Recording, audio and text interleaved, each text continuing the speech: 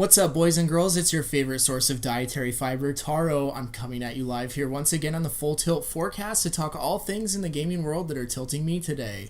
Let's get tilted. Let's start off with some esports today and look at what's going on in the League of Legends Championship Series. Team Liquid sweeped FlyQuest this weekend, completely obliterating any questions previously held about the team's ability to perform, utilizing a variety of strategies that boiled down to letting Impact carry with his Kennen, Jace, and Victor picks, and securing that MVP award for the series. The quick knockout on Sunday stood in contrast to the 6-hour grind on the previous day between powerhouses Cloud9 and Team Solo Mid, where after initially going 0-2, TSM was able to turn the tide and come out victorious. The NALCS finals are set to take place this weekend on Saturday, April 13th, 2019, where League fans can once again watch Doublelift play against TSM for regional dominance. While the strategies within the game evolve and change, it's the usual suspects in the running for the top of the American circuit, and it leads us to wonder when we can see some new talent rise to the top. With Riot well intent on keeping its growing viewership numbers, competition remaining stale here for the NALCS jeopardizes that view count.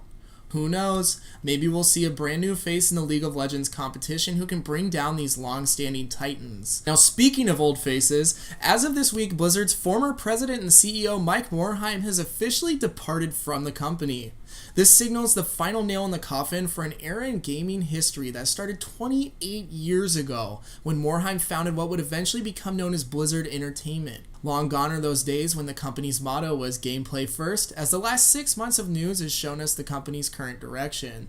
It's money first. Here comes the money! Money, money, money! While that may work for our crustacean friends running a burger joint down under the sea, it sure doesn't make for a great game these days. There's nothing that tilts me more than being greeted with numerous microtransactions whenever I open up the main menu for my games. But don't worry, Blizzard gives you the courtesy of showing you their deals before you even open up your game. How generous! Remember, Morhaime is the guy who hired people like Chris Metzen, while their current president, J. Allen Brack, is the guy who told BlizzCon attendees, "You don't want that. You think you do, but you don't."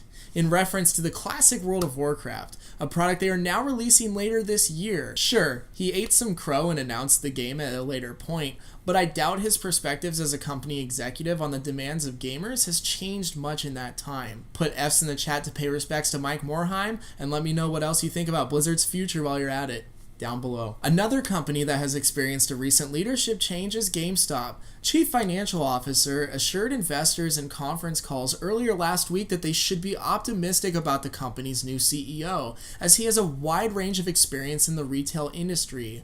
This is coming from a second straight fiscal year for GameStop's shrinking profits as many more gamers continue to favor online market shops. The biggest loss cited in the investors' call was a reduction in pre-owned game sales. However, this was offset by accessories and collectible sales. Personally, I welcome this change because instead of ripping off their customers by devaluing their used goods like a car dealership, they offer a unique variety of products that are otherwise difficult to find elsewhere like a hobby shop. However, with the next generation of gaming consoles just on the horizon for us, I wouldn't be surprised to see GameStop back to business as usual within a few years of enduring a financial slump. My hope is that with the ever-pressing competition in online platforms like Epic Game Store, Nintendo eShop, and Steam, that GameStop will be able to provide a valuable service to gamers without trying to sell me a credit card every damn time I go in there. If you want to hear more about the latest updates on stories like the ones we've talked about today, don't forget to subscribe to our channel and ding that bell so you don't miss our daily uploads. That's it for me today. I hear the salt calling me. Stay tilted, gamers.